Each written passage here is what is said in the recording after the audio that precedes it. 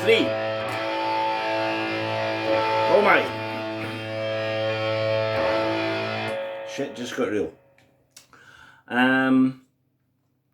Quick refresher, this is a series of videos when I'm trying to demonstrate what it's like trying to learn a guitar solo up to the level.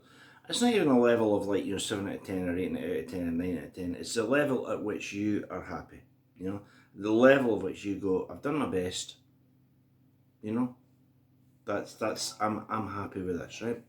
And the song in question, if you haven't seen the previous videos, so you probably have to watch the first two if you've got the time and can be bothered and are interested to do them, is $1 Billion Babies. So far, quick refresher, we've done the intro,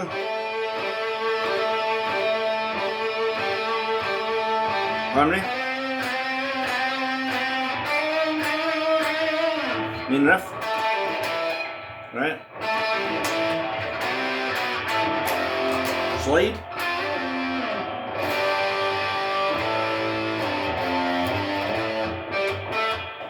and we're into where Alex is good, billion.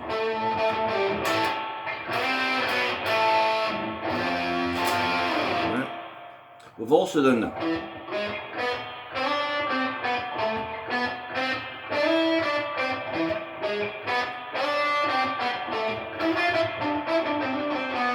We've done that bit, but there's a couple of ancillary bits we haven't done. After that bit with Donovan and Alice singing in unison, where they're singing, we go dancing lightly in the attic while the...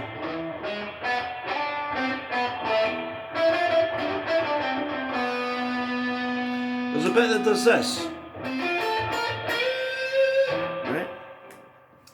Now how do you work out that bit? Because basically we're playing off an A minor tonality.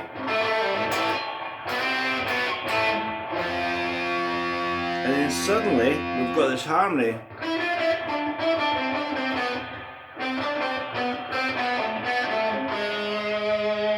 So we've got an E flat, we've also got an E flat in the intro, So how do we work out that bit? And I'll tell you what I did, right? This may not be what you did. You may just go, well, it sounds like you're going, I didn't really figure out, I couldn't hear in my head where that bit was, right? So what I did was I tried to just hum.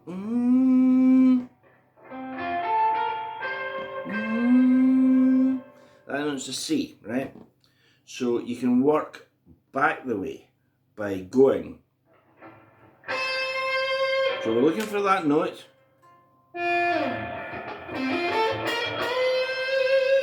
Right?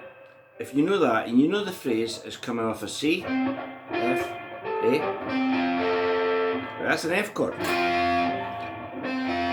Then it plays B flat, and then bend it. So after,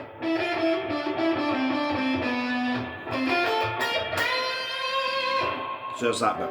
C, F, A, B flat, bend the B flat up to C. That bit, right? And then they play.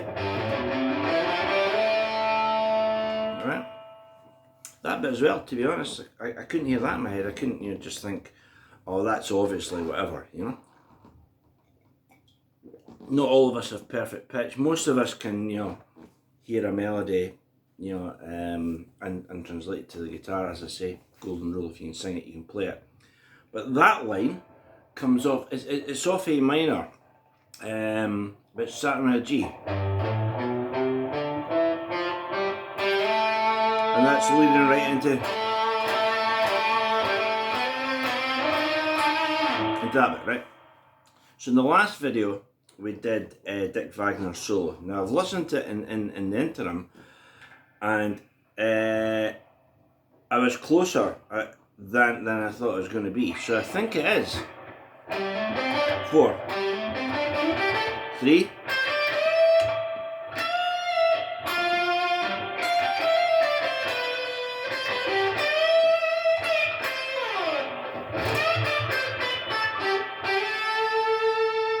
now, when we hit that note, it overrides to that one, so we get an E over A, so we get last note of Dick's, First note of Steve's.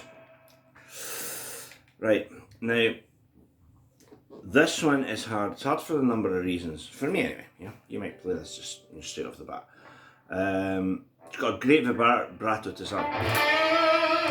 So there's your first note. Right. So it's got a squeal, right? Right, that's your first line.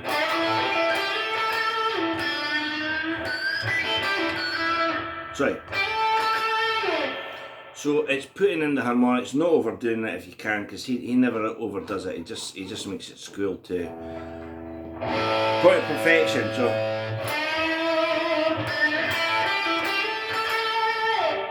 that's the first line. Now you might think that's pretty standard fare, you know. And Steve Hunter will quite often, say that he is first and foremost a blues player. So very Clapton with Cream, very much that sort of lick. But when you add the, you add that stuff, right? Next line, we play this and we bend the B, right? So we've got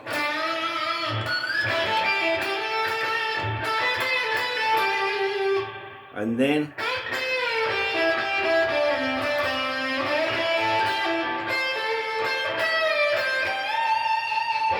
this is where I am at the moment, right? So, playing it at a pedestrian pace, we've got first note E, harmony, squeal rather.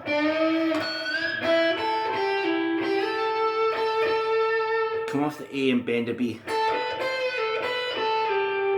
And then bend the A. Down the 5-note scale.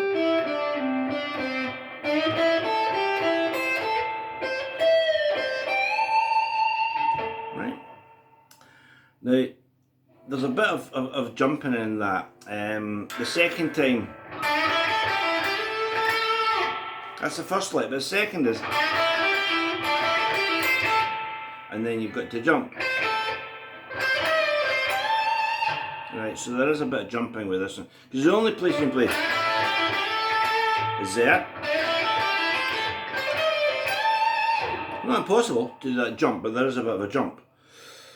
So, now we've got this.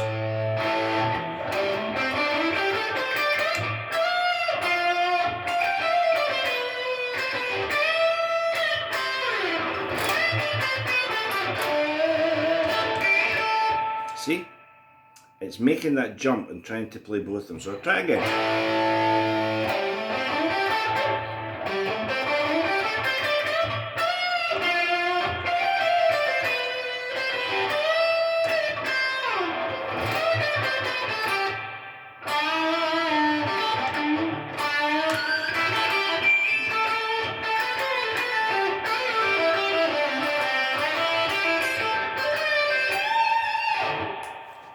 And I'm finding the second part more difficult than the first. And this is the whole point of the exercise.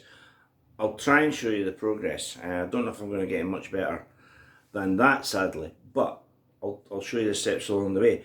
And an interesting thing happened there. Again, this is intended to be, as I say, completely candid, the Bright Stripped Bear. You see, the first time I flubbed it, the second time I flubbed it worse. And this is a psychological thing. It's why people in studios will quite often say to you, 7, you don't do more than 7 takes. You're just going to go down and down and down and down. If you don't get it in the first couple. And the first time I flubbed it, the attempt I made after that was far, far worse. As if I've now got it in my head that I am capable of making an absolute pig's ear, whereas before, you might think you were fearless. Well, hey, I can play this. But once you flub it once, you have that doubt internally. Getting a bit into the realms of the psychology of the guitar here, but bear with me, right? So what I should have played was the 4-4-3-3. That's better.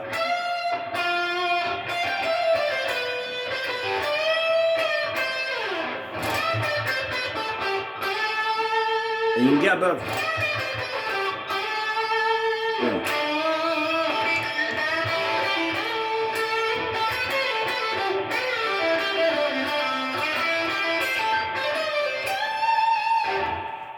That's where I am at the moment. I hope to get significantly better than that. But I mean, bear in mind, unless you're in a one guitar band, you're not going to have to play both parts. Like in 10 Years Gone or in Dog Day Afternoon, Alan and I would would get together and say, well, which part do you like best? Which part do I like best?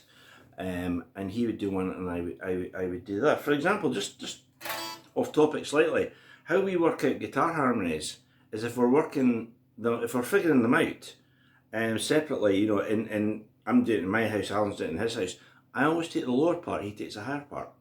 And it's a really good rule of thumb, because we don't then turn up to play Waiting for an Alibi and one of us goes, and you look over and the other guy's playing it. I know that Alan's going to go, and I'll go.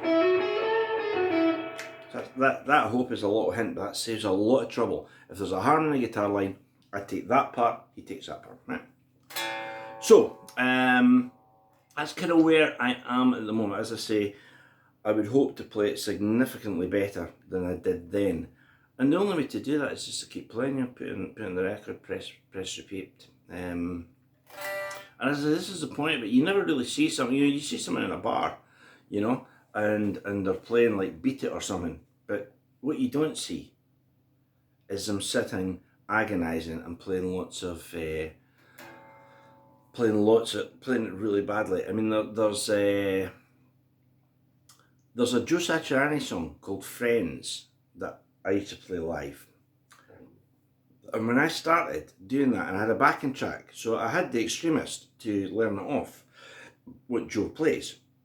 But when I started playing with the backing track, it sounded horrendous. What I was playing sounded horrendous. And then over a few weeks, doing it every day, it got better and better. Now, I wouldn't say it ever got, sensational, but the difference between the first times I played it and the second time, and the same with this, if I go back to the video I did two days ago, when, I was flobbing around like an absolute buffoon, but, that's where you start. As I say, it's nowhere near perfect. So, if you want to learn the solo at a slow pace, this is where we are just now.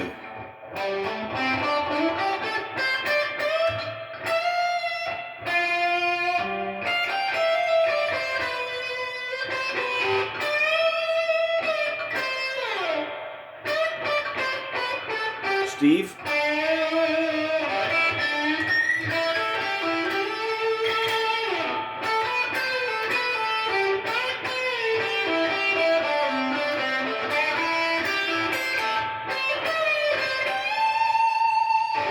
As I say, so that's where I am at the moment with the twin lead solos in $1 Billion Babies. I'll tell you something else that this has done. It's made me realise how much I love the album, and that's always a good thing. You learn a song from a record and it takes you back to the first time you heard it and stuff. So that's where I am at the moment. I'll try and get better and get to a point where I won't be able to play them both because there's an overlap. When Dick goes that note, that sits over Steve's first note, so there is an interlude, so I'll never be able to play them both, but hopefully I can show you both solos. So there we are, there's like part 3, and Ted, tell me we're making progress.